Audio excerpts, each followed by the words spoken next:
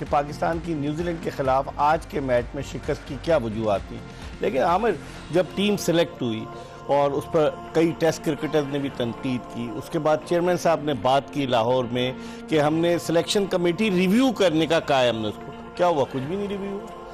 देखिए, आप इतने बड़े टूर्नामेंट से पहले मेरा ख्याल है चेयरमैन क्रिकेट बोर्ड ने सही किया है कि उनको सजेशन दी कि अगर आप इसको रिविजिट करना चाहते हैं तो कर लें। ठीक है, उसके बाद अगर कप्तान और बाकी सिलेक्शन कमेटी और कोच जो थे वो समझ रहे थे कि ये वाला कॉम्बिनेशन हमारे लिए करेगा, तो आई थिंक फिर चेयरमैन साहब ने भी उनकी बात को सुना। अब वही बात आ जाती है कि अगर आपने ये वाले प्लेयर सेलेक्ट कर लिए हैं, उनका प्रॉपर यूसेज तो सीख लें। उनका अगर प्रॉपर यूसेज करेंगे, देखिए you not out of the tournament as yet.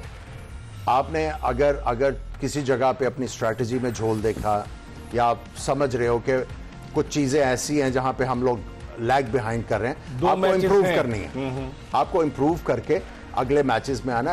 It's all about learning from your mistakes. लेकिन who will take the responsibility of this? Obviously, जिस तरह मैंने पहले कहा कि it's a collective thing.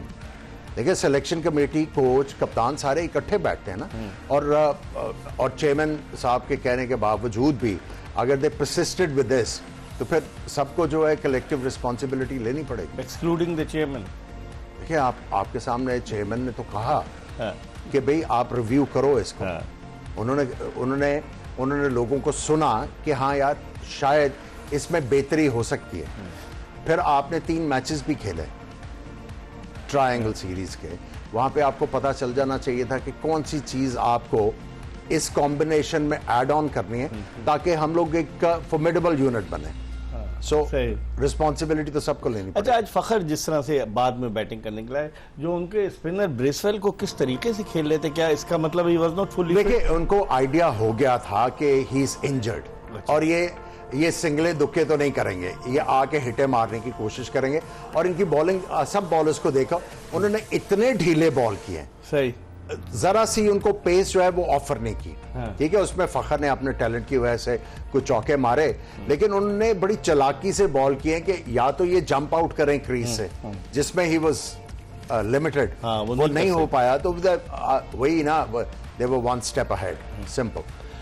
Philips का जो कैच था, कमाल का कैच था, क्या कहेंगे? इस तरह के कैचेस, कहते हैं ना कैचेस विन मैचेस, इस तरह के कैचेस जिस तरीके से उन्होंने कैच लिया हवा में जाकर, क्या कहेंगे? तो कोई डाउट नहीं, उनके तकरीबन जितना भी इससे पहले भी फिलिप्स फील्डिंग यूनिट इनका एज ए ओवरऑल देखा जाए बेहतरीन फील्डरों में आते हैं इनके तमाम फील्डर्स। और ये मेरे ख्याल से अभी तक टूर्नामेंट का बेस्ट कैच हो चुका है। मुझे नहीं लगता इतने क्लोज खड़े होके, लेफ्ट हैंड, ये राइट हैंड प्लेयर है, और लेफ्ट हैंड जिस तरह एयर में जाके उन्होंने अब मैनेज किया है कैच को, ब्रिलियंट। जितनी तारीफ कर ली जाए काम में। और वही वाली बात है ना कि फील्डिंग एक वाहिद ऐसा एरिया है जिसको जितनी मेहनत करेंगे उतनी इंप्रूव होगी। तो हमारे यहाँ पर खुशदिल शाह ने क्यों नहीं मेहनत की? देखिए, अब मैं क्या कह सकता हूँ, आप ये आमिर भाई ने जो कहा ना, गेम अवेयरनेस, आप हिटिंग का टाइम है, उसने बल्ला ऊपर रखा हुआ है, मारना ही है, और आप बाउंड्री से 7-8 कदम आगे। और नॉर्मल ये बाउंड्री पे होता है तो ये आराम से चेस्ट हाइट कैच था। और दूसरी बात ये कि आपको ये खुद सोचना चाहिए कि आपको अगर प्रॉब्लम है, क्योंकि 2-3 जगह से वो स्विच हुए, तो कहीं ना कोई प्रॉब्लम हो रही थी, तो फिर ये हॉट जोन होता है, खासतौर एंड के ओवर में स्क्वायर लेग पे हिट जाती है, क्योंकि बंदा जोर से मारता है और कोशिश होती है कि मैं लेग स्टंप की यहाँ पे या मिडिल की बॉल हो तो मैं बड़ी hit, mid on, mid wicket या स्क्वायर लेग मारूं, तो वहां ये ड्रॉप हुआ।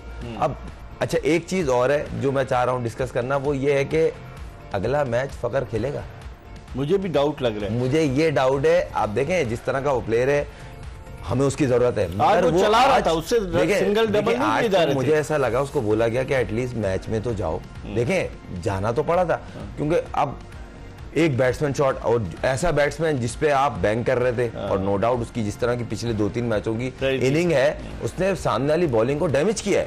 तो इंडिया के अगेंस्ट वैसी चैंपियंस ट्रॉफी का फाइनल उनके जहन में होगा कि ये अगर ये खड़ा हो जाए जिस तरह की इसकी फॉर्म थी, तो डैमेज करता है। ये एक सवाल है अगले मैच परसों क्या कहेंगे? देखिए, हमने सुबह भी बात की, कल रात को भी यही बात की कि लाइक फॉर लाइक, अगर फखर नहीं थे तो आपके पास क्या ऑप्शन था? नहीं, आप अगर खुशदिल को लेके आए हैं as an aggressor, why not use him?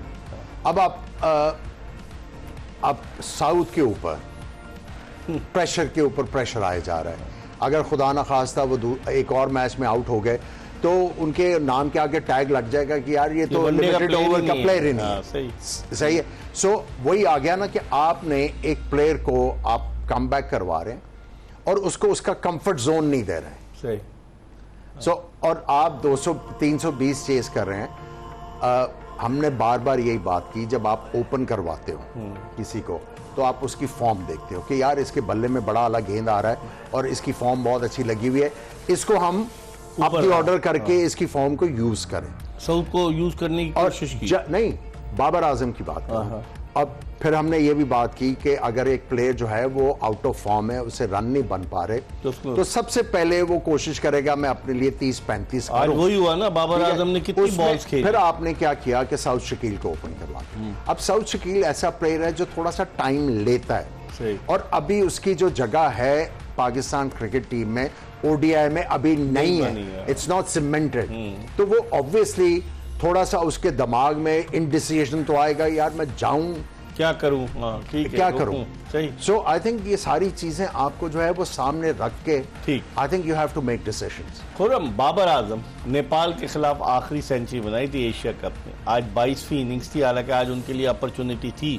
जिस तरह से शुरू में तो वो फंस के खेल रहे थे, बाद में न्यूजीलैंड के बॉलर्स थोड़े लटका के गेंदे कर रहे थे, मतलब इतना वो जिसे कहते हैं बहुत ज़्यादा। लेकिन आज बाबर आजम ने जिस तरह की इनिंग्स खेली, वो अपने आप को सेटल इन करने की कोशिश कर रहे हैं, लग रहा है। देखिए, अगर इतनी क्रिकेट खेलने के बाद, कप्तानी करने के बाद, एक एरा उनका 3-4 साल का कप्तानी का, उसके बाद इतने आप परफॉर्मर रहे हैं, उसके बाद भी अगर आप अपने आप को ये समझ रहे हैं मैं स्ट्रगलिंग में हूँ, मैं टीम से बाहर हो जाऊंगा, मुझे तो लगा ही नहीं आज वो मैच के लिए खेल लेता। ऑनेस्टली विद रिस्पेक्ट, मैं उसका बहुत बड़ा फैन हूँ। कहीं ना कहीं लगा तीसरा चौका पता है कब मारा? 11 पहली बॉल पे, यानी कि 12वें ओवर की पहली बॉल पे बाबर आजम ने 321 चेस करते हुए अपना तीसरा चौका मारा है। क्या इंडिकेशन है? 8 ओवर में 18 रन थे, 321 चेस कर रहे हैं, अब 121 चेस कर रहे हैं। 10 में 22 थे। मुझे मैं एक सवाल है ना, देखे आज पूरी दुनिया देख रही थी, बाबर आजम की दुनिया फैन है। आपको खुल के खेल, आउट हो जाते ना, इंटेंट तो दिखता, आप स्ट्रगल कर रहे थे, कर सकते थे। अच्छा एक चीज है, देखें विद रिस्पेक्ट, अगर आप में कोई कमोपेशी है ना, उसका तोड़ निकालते हैं। आप ऑफ स्पिनर पे फंस रहे, आप स्वीप नहीं मारते हो। उनको ये पता था बाबर आजम स्वीप नहीं मारता, पेडल नहीं मारता, इसको off with in stump off break छोड़ के करो, ये मिड ऑन खेलेगा, ये मिड विकेट स्क्वायर लेग के बीच में सिंगल खेलता है। अच्छी बॉल गिरेगी तब तो ये सिंगल की कोशिश करता है, वरना ये ऊपर से तब मारता है जब सारे दरवाजे इसके बंद हो जाते हैं। तो इसका हल तो निकालें आप। इकबाल भाई, इसका सिंपल है, इसका सिंपल जवाब ये है, जब आप टीम सेलेक्ट करते हो तो आपको 3 जगह पे कंटिजेंसी रखनी होती है। इसकी जगह ये, अगर ये हुआ तो ये 3 जो हैं वो फ्रैजाइल पोजीशंस क्या हैं? ओपनर कभी भी आउट ऑफ फॉर्म हो सकता है, नंबर 3 आपका जरूरी है। मिडिल ऑर्डर में आपने एक एक्स्ट्रा प्लेयर देना है, तो मिडिल ऑर्डर में अगर किसी को इंजरी हो जाती है या फॉर्म में नहीं है, आप रिप्लेस कर लें।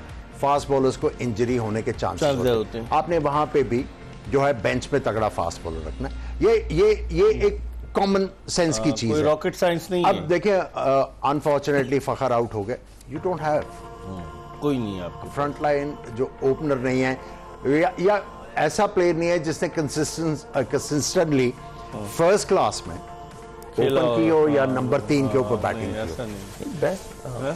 प्लीज इस पर हम मजीद बात करेंगे, लेकिन वक्त हो गया प्रोग्राम में ब्रेक का। ब्रेक के बाद जब वापस आएंगे तो खुर्रम मंजूर से शुरू करेंगे कि ये क्या कहना चाह रहे हैं, कहीं जाएगा नहीं। Stay tuned to express.